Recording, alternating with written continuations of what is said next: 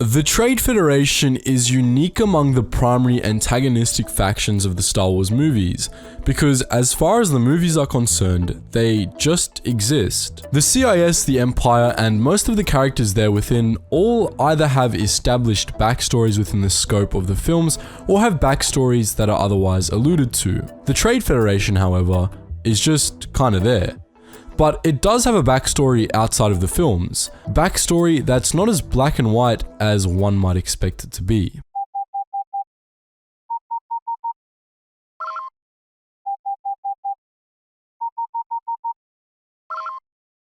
Attention, Sergeant on deck!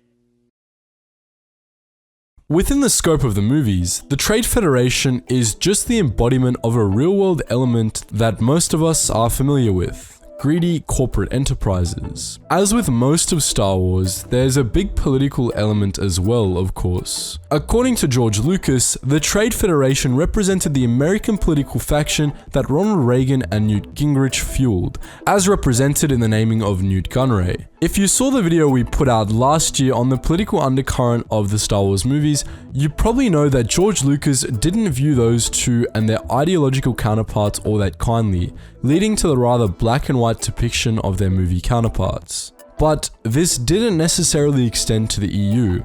The EU maintains Nute Gunray as an absolute slimeball, as with his right-hand men Rune Hacko and Senator Lot Dodd of course, but the Trade Federation itself is treated quite differently, at least as far as backstory is concerned. In some ways, the early Trade Federation could even be seen as somewhat altruistic, drawing a sharp contrast to what it eventually became. Far from having started as the plague they ended up being, they were originally the saving grace for many worlds in the Outer Rim. The Trade Federation itself was founded in 350 BBY during the Republic Golden Age. That period of galactic history saw widespread attempts to expand and advance galactic civilization in the Outer Rim, but by that point in time, such efforts were being hobbled by trade disputes. Expansion into the Rim had been heavily privatized, and so key Rim industries were controlled by different companies, which were frequently competing with each other. These companies frequently refused to trade with each other, give others access to their starports, or even share navigational data, squabbles that badly hurt the Rim. The Trade Federation was created as a somewhat solution to all of this. The Republic originally helped found it, and it was originally tasked with mediating such disputes. They did so, at first through negotiation, though they eventually began to solve the disputes by buying out the involved parties altogether. By 250 BBY, they had become a powerful shipping cartel in their own right, and had a massive amount of power across the Rim. But they continued to work primarily to solve trade disputes, and the Rim was better off for it. It was around this point that it also began to expand beyond its original mission. They began to lobby the Senate in favor of corporate interests, turning their newfound power into political capital. They also began to take over Republic efforts to expand into the Outer Rim. Their Trade Explorer Corps ended up blazing thousands of hyperspace routes into the unknown, some of which became public, and some of which the Trade Federation kept to itself. The latter routes ended up proving particularly useful for the CIS in later years. It should be said that the Trade Federation of the 200s BBY had some fairly major differences from the Trade Federation of the Clone Wars. For one thing, it was originally a multi-species organization. Humans, Celestins, Grand, Duros, and all manner of other species were involved at the highest levels, alongside the Nemoidians, who were there from the beginning. The Trade Federation was also originally led by a directorate, a council of 7 members that governed Trade Federation affairs, the head of which was made Viceroy. As the Trade Federation expanded further into the Rim, it began to encounter threats outside of the sphere of trade negotiations. Pirates and raiders ravaged the regions of the galaxy that they were looking to expand into, and they soon began to harass Trade Federation freighters as well. The planetary security forces in those parts of the galaxy were ineffective or even non-existent, and so the Trade Federation took matters into its own hands. They created the Trade Defense Force, a private military that would end up becoming the backbone of the military of the CIS. For many Rim worlds, the TDF quickly became a shining beacon of hope. It was well funded, well equipped, and its personnel were disciplined and well trained. It outclassed most frontier PSFs, many of which were so ineffective that their constituent worlds were forced to rely on mercenaries. Unlike most of their predecessors, the Trade Federation didn't use mercenaries much at all, instead training their own personnel and maintaining a level of quality and discipline comparable to the judicial forces. Worlds on the Rim clamored for TDF protection, and the Trade Federation exploited this to expand its own power. They offered worlds the protection they wanted, but at a cost. They had to become client states of the Trade Federation. These arrangements basically granted the Trade Federation ownership of these worlds, and more importantly, they granted it their votes in the Galactic Senate. Many systems accepted the arrangement anyway and were compensated with protection from pirates. At first, the Trade Federation kept well to its word. Despite all but owning wide swaths of planets, they weren't all that exploitative at first, and they certainly did a good job of protecting their assets. Take the example of the Recyc sector. In 214 BBY, the sector had a massive problem with piracy, which ultimately led to a Trade Federation takeover. The TDF began protecting supply convoys, and when the first convoy was attacked by pirates, the TDF fought them off, hunted the pirates down, and completely wiped them out within the space of an hour. A week later, they destroyed another pirate gang, and more quickly followed suit. They then upgraded spaceport facilities, blazed new hyperspace routes, and posted marines across the sector. Within a decade of the takeover, piracy was all but eliminated in the sector. But over the course of the next century, the Trade Federation began to change. Its executives began to get greedy.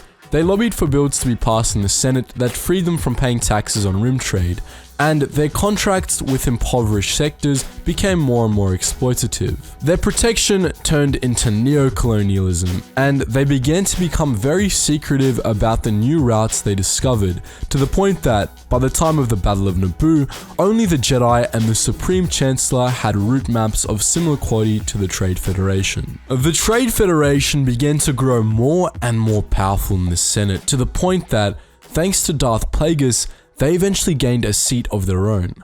But the Trade Federation's enemies began to grow as well. The Stark Commercial Combine, a faction led by Yako Stark, began raiding Trade Federation shipments and reselling the goods that they stole. In 44 BBY, amidst a galaxy-wide Bacta shortage, Stark began stealing Trade Federation Bacta and selling it at reduced prices. The conflict that this sparked became known as the Stark Hyperspace War. Secretly, however, the whole conflict was manufactured. Stark had conspired with Viceroy Hask of the Trade Federation and the producers of the Bacta he was stealing to create a conflict that they hoped would allow them to obtain economic dominance over the galaxy. Stark created a Navi computer virus that he intended to taint the ships used by the judicial forces with, crippling them so that the TDF would be the only protection left for much of the galaxy. The conflict resulted in a battle on Troikan.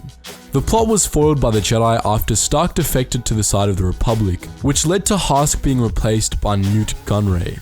But the Stark Hyperspace War had its consequences. It deepened the divide between the core and the rim, and it radicalized the Trade Federation and its allies, who used the conflict to convince the Senate to allow them to expand the TDF. Secretly, the whole thing was the work of Darth Sidious, who engineered the war to lay some foundations for the Clone Wars. By 11 years later, however, the Trade Federation had gotten itself a new enemy, one that it wasn't secretly in league with. This was the Nebula Front, a pirate group that had dedicated itself to attacking the Trade Federation's cargo vessels. After a series of losses at the hands of the Front, the Neimoidians again petitioned the Senate for a loosening of restrictions on private military forces. However, Senator Palpatine turned the whole matter against the Trade Federation, instead arguing that the way to stop the violence of groups like the Nebula Front was to eliminate the corporate abuses that inspired them, namely by reinstating taxes in the free trade zone. The Trade Federation was infuriated by this suggestion, and Lotdod endlessly filibustered Senate debates on the topic, so Palpatine called for a summit on Eriadu to discuss the issue. Thanks to his manipulations as Darth Sidious, the summit was a disaster. During the conference, the Trade Federation's new security droids turned their blasters on the Directorate, leaving only Gunray and his aide Rune Hako alive. This gave Gunray the opening he needed to seize control of the Trade Federation. He replaced the falling members of the Directorate with his puppets, resulting in Nemoidian control of the whole organization. But the disaster of the Eriadu Trade Summit had other, more adverse effects for the Trade Federation as well. The Senate was left with little sympathy for it after the summit, and so they passed Palpatine's proposed taxes on the free trade zones, killing the Trade Federation's near monopoly over the Rim.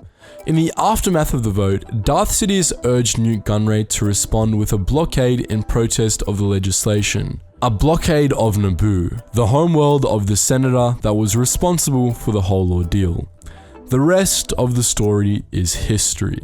So that's pretty much it on the Trade Federation and how they became the corrupt band of profiteers they ended up being. But as per usual, what do you think? Are there any other factions like this that you'd like us to take a look at? Make sure you let us know in the comments section below. And just before you go guys, make sure you check out all those links in the description below waiting for your clicks, including our wider Geetsly's community where you can check out our main Discord, interact with other Star Wars fans, check out our gaming network where you can play games with other Star Wars fans, and the Patreon if you want to help support the channel more than you already are by watching these videos, and have access to a super secret private Discord where you can watch videos early and interact with our whole team. So anyways guys, as always, thank you so much for watching and I hope to see you in the next video.